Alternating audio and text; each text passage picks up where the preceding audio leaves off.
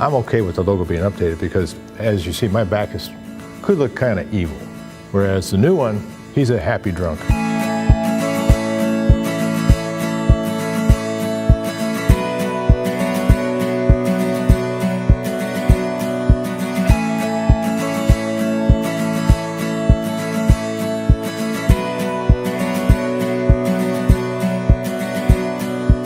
Mary Richardson and Tammy came to me to do this about 10 years ago when Rouge and Blanc first started up.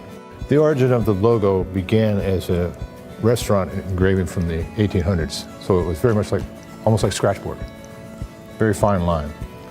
And I needed to simplify it, make it more graphic. You know, I'm basing it on the god Dionysus or Bacchus. So he had a good side and a slightly bad side, you know, and it's just like all the effects of, you know, drinking. So I think that the new logo is a much more approachable logo, much more human. I was glad to find out that it was a former student that did it, especially Chris.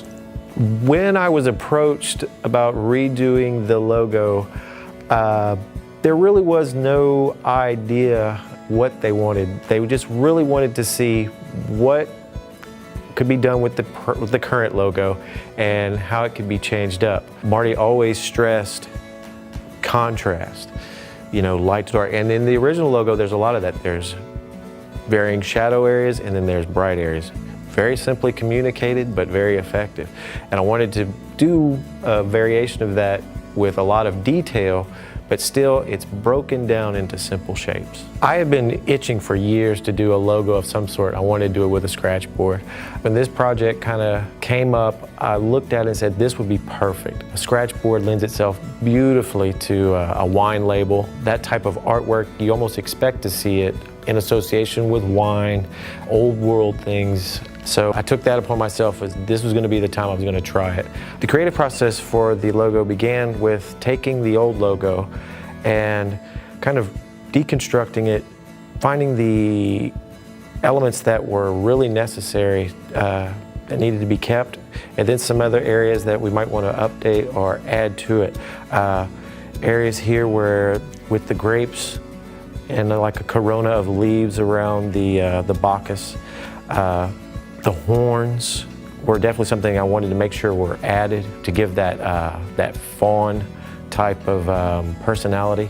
The pointed ears were also from the old logo. I wanted to make sure those stayed.